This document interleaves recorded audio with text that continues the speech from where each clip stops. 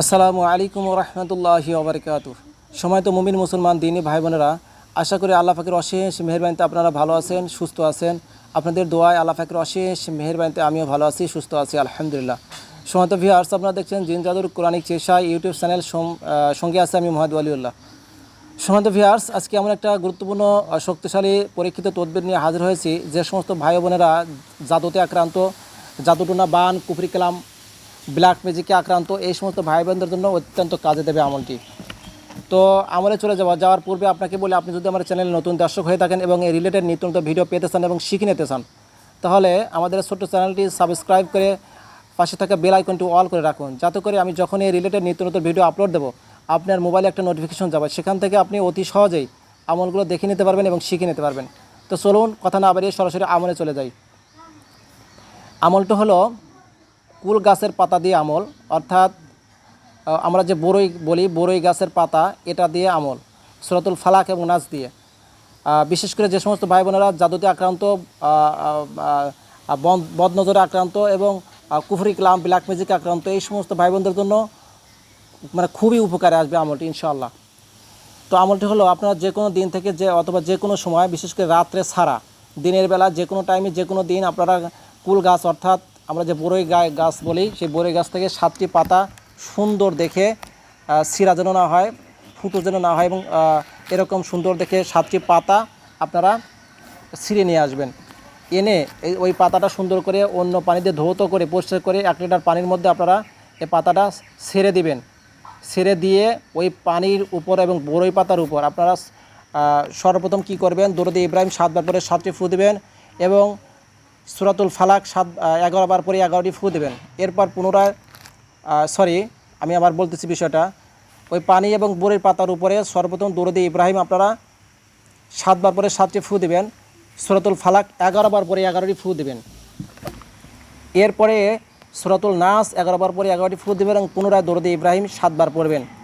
এখন এই পানিটা আপনারা ফুটন্ত আগুনে এটা রাখবেন, অর্থাৎ জাল দিবেন। এটা পানিটাকে ফুটানোর পর যে ওই পাতা থেকে রসটা মিশ্রিত হয়ে যাবে পানির সাথে, ওই পানিটা দিয়ে আপনারা গোসল সেরে নেবেন ইনশাআল্লাহ। এরপর আপনারা ওই দিন থেকেই সকালে একবার, বিকালে একবার এই আমলটি করবেন। আমলটি সেরা হচ্ছে, আপনারা 1 মগ পানি নেবেন, 1 মগ পানি নেবেন। সেই মগ পানির উপরে সর্বপ্রথমে দরুদ ইব্রাহিম, অথবা যে কোনো দরুদ শরীফ, তবে দরুদ ইব্রাহিম পড়লে সবচেয়ে বেটার হয়। দরুদ ইব্রাহিম 7 বার পরে 7টি ফু দিবেন ওই পানিতে। এরপর সূরাতুল ফালাক 11 বার পরে 11টি ফু দিবেন এবং 11টি থুতু দিবেন ওই পানিতে। এরপর সূরাতুল নাস 11 বার পরে 11টি ফু দিবেন, 11 বার থুতু দিবেন, মানে সামান্য পরিমাণে থুতু দিবেন। এরপর পুনরায় দরুদ ইব্রাহিম 7 বার পড়বেন। পানিটা রেডি হয়ে গেল।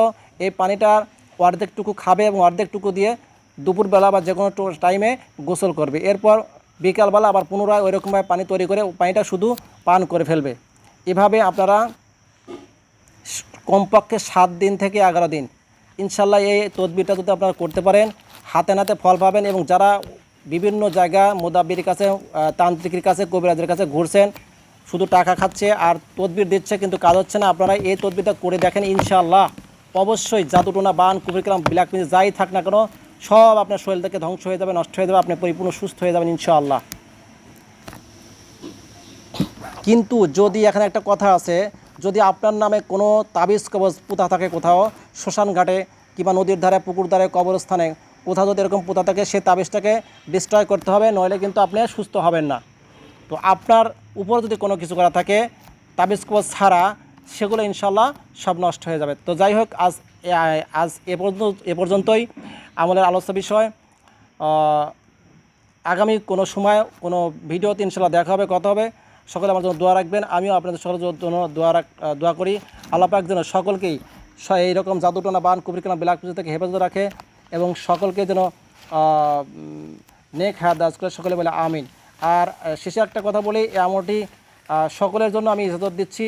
যারা আমার কমেন্ট বক্সে শুধু একটি দরুদ, বিশেষ করে সাল্লাল্লাহু আলাইহি ওয়াসাল্লাম, এই দরুদটি লিখবে, সকলের জন্য এটা আমার জন্য পক্ষ থেকে খাস ইজাজত। আপনারা সকলে এটা করতে পারবেন ইনশাআল্লাহ।